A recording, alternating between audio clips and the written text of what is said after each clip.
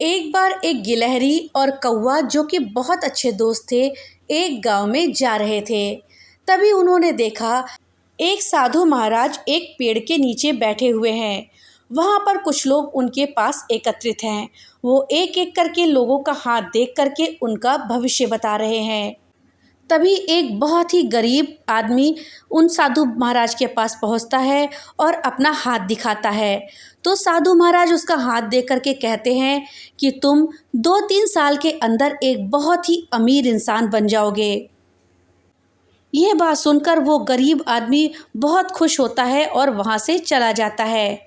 ये बात कौवा और गिलहरी दोनों सुन लेते हैं। तब कौवा गिलहरी से कहता है, ऐसा कैसे संभव हो सकता है? ये तो बहुत ही गरीब इंसान है, इतने कम समय में ये अमीर कैसे हो जाएगा? तब गिलहरी बोली, देखो, हमारे भाग्य में जो लिखा होता है वो होके रहता है। हम भाग्य का लिखा नहीं बदल सकते हैं। अगर इसके भाग्य में अमीर इंसान बनना लिखा है तो ये बन के रहेगा। कोई भी आदमी कोशिश करके भी इसको नहीं बदल पाएगा। तब कौवा बोला, लेकिन ऐसा कैसे संभव है? तब गिलहरी बोली, मैं इस बात को तुम्हें एक कहानी के द्वारा समझाती हूँ। इस कहानी में एक बहुत ही गरीब किसान का बेटा एक बहुत बड़ा राजा बनता है। वो एक राजा की लड़की से शादी करके उस नगर का राजा बन जाता है। ऐसा इसलिए होता है क्योंकि ये उसके भाग्य में लिखा होता है। वो राजा बहुत कोशिश करता है कि उस लड़के को अपना दामाद ना बनने दे। राजा उसके भाग्य का लिखा मिटाने की बहुत कोशिश करता है, लेकिन फिर भी वो बन के रहता है क्योंकि उसके भाग्य में ऐसा लिखा था। बहुत समय पहले की बात है। एक गांव में राजू नाम का एक गरीब किसान रहता था। किसान के घर में बहुत समय के बाद एक लड़का पैदा हुआ। किसान और उसकी पत्नी बहुत खुश थे। सभी आसपास के लोग किसान को बधाई देने के लिए आ रहे थे। तभी बाहर से एक साधु ने भिक्षा मांगने के लिए आवाज़ लगाई। किसान के घर में आज बहुत खुशी का दिन था, इसलिए उसने साधु महाराज को अंदर बुलाया और बैठने के लिए कहा। साधु महाराज जी जब अंदर आए तो किसान ने साधु महाराज से कहा, हे महात्मा, हमारे घर में बहुत समय के बाद में बालक पैदा हुआ है। आप कृपा करके इसका नामकरण कीजिए। साधु ने जैसे ही बच्चे को अपनी गोद में उठाया, तभी साधु ने देखा कि बच्चे के बाजू पर एक चिन्ह बना हुआ है जो राजयोग को दर्शाता है। साधु बच्चे के बाजू के ऊपर चिन्ह देखकर हैरान रह गया। किसान ने जब साधु को हैरान और परेशान देखा तो उसने कहा, हे महात्मा, आप इतना चिंतित क्यों नजर आ रहे हैं? साधु ने कहा, पुत्र, मैं परेशान नहीं हूँ, बल्कि मैं तो बहुत खुश हूँ क्योंकि तुम्हारा बेटा बहुत किस्मत वाला है, बहुत भाग्यशाली है। तुम्हारे बेटे की किस्मत में राजयोग है। किसान ने कहा, हे महात्मा, मैं आपकी बात नहीं समझ पाया। आप क्या कहना चाहते हैं? साधु ने कहा, बेटा, तुम्हारा पुत्र एक दिन राजा बनेगा और राज करेगा। इस पुत्र का विवाह 15 वर्ष की आयु में हो जाएगा और इस राज्य की राजकुमारी के साथ होगा। फिर यह इस नगर का राजा बन जाएगा। साधु की बात सुनकर राजू बहुत खुश हुआ। जब गांव के लोगों को ये बात पता चला कि राजू का बेटा एक दिन इस नगर का राजा बनेगा, तो सभी लोग उसको देखने के लिए आने लगे। एक दिन की बात है, उस नगर का राजा हिरण का शिकार करता करता काफ़ी दूर निकल गया, लेकिन हिरण राजा के हाथ में नहीं आया। राजा को हिरण का पीछा करते करते प्यास लग गई, लेकिन राजा को आसपास कोई भी पानी का स्रोत नजर नहीं आया जहां वो पानी पीकर अपनी प्यास बुझा सके। राजा पानी की तलाश में भटकता हुआ उसी गांव में पहुंचा जहां पर राजू रहता था। राजा की नज़र एक महात्मा के ऊपर पड़ी। राजा ने महात्मा से पानी मांगा। महात्मा ने राजा को रुकने के लिए कहा और अपनी कुटिया के अंदर से पानी लेने के लिए चला गया। महात्मा ने पानी लाकर राजा को दिया और राजा पानी पीने लगा। तब राजा ने देखा कि बहुत से लोग इकट्ठे होते जा रहे हैं। राजा ने महात्मा से उन लोगों के बारे में पूछा तो महात्मा बोले, ये सब राजू के घर जा रहे हैं क्योंकि उसके घर में एक बहुत ही किस्मत वाला भाग्यशाली बच्चा पैदा हुआ है। तब साधु ने उस भविष्यवाणी के बारे में बताया। राजू के घर में एक बहुत ही किस्मत वाला बच्चा पैदा हुआ है और एक साधु ने उसके विषय में एक भविष्यवाणी भी की है। तब राजा ने पूछा कि ऐसी कौन सी भविष्यवाणी की गई है जिसके कारण सभी लोग उस बच्चे से मिलने जा रहे हैं। महात्मा ने कहा, साधु बाबा ने बताया है कि जब राजू का बेटा 15 वर्ष का हो जाएगा तो उसका विवाह इस राज्य के राजा की पुत्री के साथ होगा और उसका पुत्र इस राज्य का राजा बनेगा। महात्मा की बात सुनकर राजा को बहुत गुस्सा आया कि आखिर एक मामूली किसान का बेटा उसकी पुत्री के साथ विवाह कैसे कर सकता है। राजा ने महात्मा से कहा, महात्मा जी, मैं ही इस राज्य का राजा हूँ और आपको क्या लगता है एक मामूली किसान के बेटे के साथ मैं अपनी बेटी की शादी करूँगा। महात्मा ने कहा, राजन, जो इस बच्चे के भाग्य में लिखा है उसे कोई नहीं मिटा सकता। राजा को अपनी ताकत पर बहुत घमंड था। उसने कहा, हे साधु महाराज, मैं भगवान का लिखा हुआ आपको मिटा कर दिखाऊंगा। साधु ने मुस्कुराते हुए कहा, राजन, मैं भी यही हूँ और आप भी यही हैं। देखते हैं कि कौन जीतता है। राजा ने महात्मा को प्रणाम किया और वापस अपने राजमहल चला गया। अगले दिन राजा वेश बदलकर राजू के गांव में पहुंचा। लोगों से पूछता पूछता राजा राजू के घर पहुंचा। राजा ने राजू के घर के बाहर जाकर उसे आवाज़ लगाई। राजू उसकी आवाज़ सुनकर घर से बाहर आया और उसने पूछा, आप कौन हैं और यहाँ किस लिए आए हैं। राजा ने कहा, मैं धन्ना सेठ हूँ और पास के ही गांव से आया हुआ हूँ। मैंने लोगों से सुना है कि तुम्हारे घर में एक बहुत ही भाग्यशाली बच्चा पैदा हुआ है और उसकी किस्मत में राजयोग लिखा हुआ है। राजू ने कहा, हाँ सेठ जी, आपने सही सुना है। तब राजा बोला, अगर तुम बुरा ना मानो तो मैं एक बात कहूँ। तब राजू बोला, हाँ सेठ जी, बोलिए ना, इससे बुरा मानने वाली कौन सी बात है। तब राजा ने कहा, तुम अपना बच्चा मुझे दे दो, इसके बदले में मैं तुम्हें बहुत सा धन दूंगा और तुम्हारे बच्चे का पालन पोषण भी करूंगा। राजू की पत्नी ने कहा, नहीं सेठ जी, मैं अपना बच्चा आपको नहीं दे सकती।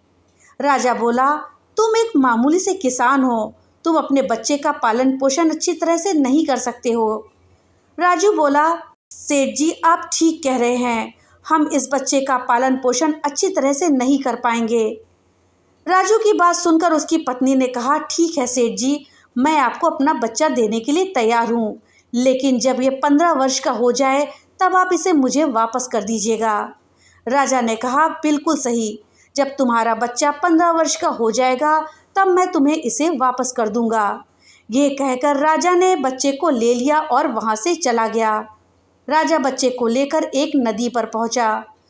राजा ने सोचा कि वो बच्चे का गला दबाकर इसे मार दे और उसको नदी में बहा दे, लेकिन बच्चे का मासूम चेहरा देखकर उसकी गला दबाने की हिम्मत ही नहीं हुई। बहुत सोचने के बाद राजा ने लकड़ी का एक संदूक लिया और बच्चे को संदूक में बंद करके पानी में बहा दिया। राजा ने सोचा, संदूक गहरी नदी में जाकर अपने आप ही डूब जाएगी और ये बच्चा मर जाएगा। ये सोचकर राजा अब निश्चिंत होकर वापस महल में चला गया। अब यह बच्चा वापस नहीं आएगा और मेरी बेटी के साथ इसकी शादी भी नहीं हो पाएगी। मैंने भाग्य का लिखा हुआ मिटा दिया। वो संदूक बहता हुआ एक नदी के किनारे पर पहुंचा, जहां पर एक धनवान सेठ सूर्य देवता को जल चढ़ा रहे थे। उस सेठ ने जब संदूक को खोलकर देखा तो उसके अंदर एक बच्चे को देखकर हैरान हो गए। उस सेठ की कोई संतान नहीं थी, तो उन्होंने उस बच्चे को अपने घर में ले लिया और सेठ की पत्नी उस बच्चे को देखकर बहुत खुश हुई। उसने जब सेठ से पूछा तो सेठ ने उस बच्चे के बारे में बताया कि उसे वो बच्चा कैसे नदी में बहता हुआ मिला। तब सेठ की पत्नी ने कहा, क्यों ना हम इस बच्चे को अपने साथ रख लें और इसे अपने बच्चे की तरह पाले पोसे। इस तरह से वो बच्चा अब सेठ के घर में पलने लगा और सेठ और उसकी पत्नी को माँ बाप कहने लगा। इसी तरह से धीरे धीरे 15 वर्ष बीत गए। वो बच्चा बहुत ही समझदार और बुद्धिमान था। एक दिन उसे अध्यापक पढ़ा रहा था। अध्यापक जो भी पूछता वो तत्काल उसका जवाब दे देता। ये देखकर अध्यापक ने कहा, तुम तो बहुत समझदार और ज्ञानी हो, तुम आगे चलकर बहुत बड़े आदमी बनोगे। अध्यापक उस बालक की प्रशंसा कर ही रहा था, तभी वहाँ से राजा, जिसने उसे संदूक में बहाया था वहाँ से गुजर रहा था। वो किसी दूसरे राज्य में कोई काम से जा रहा था। राजा ने जब उस बालक की तरफ देखा तो वहीं पर रुक गया। राजा ने उस बालक से पूछा कि तुम कौन हो और कहाँ रह रहे हो और तुम्हारे पिताजी का क्या नाम है। उस बालक ने अपना पता बता दिया। यह पूछकर राजा वहाँ से चला गया। अपना कार्य करने के पश्चात राजा जब वापस आया तो वो सेठ के घर गया और उसने उस सेठ से कहा कि तुम्हारा बेटा तो बहुत ही समझदार और बुद्धिमान है। सेठ ने राजा की बात सुना और वो बहुत हैरान रह गया। उसने कहा, महाराज, मैं इसका असली पिता नहीं हूँ, लेकिन ये बालक मेरे लिए अपने बालक से भी बढ़कर है। राजा ने सेठ से पूछा कि ये लड़का आपको कहाँ से मिला। तब सेठ ने कहा कि ये मुझे बहते हुए पानी में मिला था, वो भी एक संदूक में। जब राजा ने सेठ की बात सुनी तो वो चौंक गए। राजा समझ गया कि ये वही बच्चा है जिसे मैंने 15 साल पहले नदी में बहा दिया था। राजा और सेठ अभी बातें कर ही रहे थे कि वहाँ पर वो बालक आ गया। राजा ने उस बालक को देखा तो उसने सेठ से कहा, सेठ जी, मुझे आगे किसी काम से जाना है। अगर आप अपने बेटे के हाथों मेरी एक चिट्ठी महारानी तक पहुँचा दें तो मैं उसको सोने के 100 मोहरे दूंगा। उस बालक ने यह सुनकर राजा से कहा, महाराज, क्यों नहीं, मैं आपकी चिट्ठी अवश्य पहुँचा दूंगा। राजा ने चिट्ठी में चुपचाप एक संदेश लिखा और चिट्ठी के ऊपर मोहर लगा दी और चिट्ठी को उस बालक को पकड़ा दिया। वो बालक चिट्ठी लेकर चला गया। चलते चलते वो बालक एक घने जंगल से गुजर रहा था और वो रास्ता भटक गया। उसे रास्ता ढूंढते ढूंढते रात हो गई। बालक रात गुजारने के लिए कोई जगह ढूंढने लगा। तभी उसकी नज़र एक झोपड़ी के ऊपर पड़ी।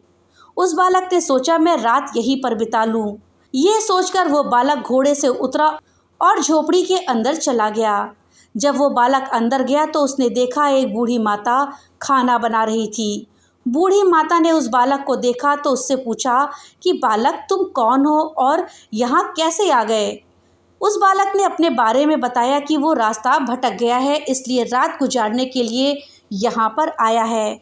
उस बालक की बात सुनकर बूढ़ी माता को उसके ऊपर दया आ गई, लेकिन फिर उस माता ने उस बेटे से कहा, तुम्हारा यहाँ पर रुकना ठीक नहीं है, क्योंकि ये डाकुओं का अड्डा है। अभी कुछ ही देर में डाकू आने वाले हैं। यदि उन्होंने तुम्हें यहाँ देख लिया तो तुम्हारे लिए बहुत बड़ी परेशानी हो जाएगी। उस बालक ने कहा, लेकिन माताजी, इतनी भयानक रात में मैं और कहीं जा भी तो नहीं सकता। अगर मैं बाहर गया तो जंगली जानवर मुझे खा जाएंगे।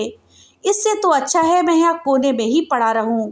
यह कहकर वो बालक कोने में जाकर लेट गया। कुछ समय के बाद डाकू अपने घर वापस आ गए। डाकुओं ने जब उस बालक को देखा तो बूढ़ी माता से उसके बारे में पूछा। तब बूढ़ी माता ने उनको बताया, ये बालक बहुत ही नेक दिल बच्चा है और ये राजा के काम से राजमहल जा रहा है। जब डाकुओं ने ये सुना तो उन्हें कुछ संदेह हुआ। वो राजा की हरकतों के बारे में जानते थे, इसलिए उन्होंने उस बालक की जेब से चिट्ठी निकाली और उसे पढ़ने लगे। जैसे ही डाकुओं ने वो चिट्ठी पढ़ी तो वो समझ गए। बूढ़ी माता ने उनसे पूछा कि चिट्ठी में क्या लिखा है। उनमें से एक डाकू ने बताया कि चिट्ठी में लिखा है कि जैसे ही ये लड़का तुम्हारे पास पहुँचे उसको उसी समय मरवाकर वहीं कहीं दूर दफना देना। यह काम मेरे पहुँचने से पहले ही हो जाना चाहिए। बूढ़ी माता ने जब ये सुना तो बोली, राजा कितना दुष्ट है, जिसके हाथों चिट्ठी भिजवा रहा है उसी को मरवाने का आदेश भी दे रहा है। यह सोचकर बूढ़ी माता ने सोचा कि मुझे इस बच्चे को बचाना चाहिए। उसने डाकुओं से कहा कि चिट्ठी को बदल दो। तब डाकुओं ने दूसरी चिट्ठी लिखकर उसकी चिट्ठी से बदल दी और वापस उस बालक की जेब में रख दी। इसके बाद डाकू वहाँ से चले गए। सुबह होते ही बालक उठा और बूढ़ी माता को धन्यवाद देकर वहाँ से चला गया। बालक कुछ समय के बाद ही राजमहल पहुँच गया और उसने चिट्ठी निकाल करके महारानी को दे दी। महारानी ने चिट्ठी पढ़ी तो चिट्ठी में लिखा था, ये लड़का बहुत ही बुद्धिमान और ज्ञानी है। यह राजकुमारी से विवाह करने लायक है, इसलिए मेरे आने से पहले तुम इसका विवाह राजकुमारी से करवा दो। महारानी सोचने लगी कि आखिर कैसे महाराज किसी अनजान से राजकुमारी का विवाह करवा सकते हैं। लेकिन फिर उसने देखा कि चिट्ठी पर राजा की मोहर भी लगी थी, इसलिए यह लड़का झूठ नहीं बोल सकता।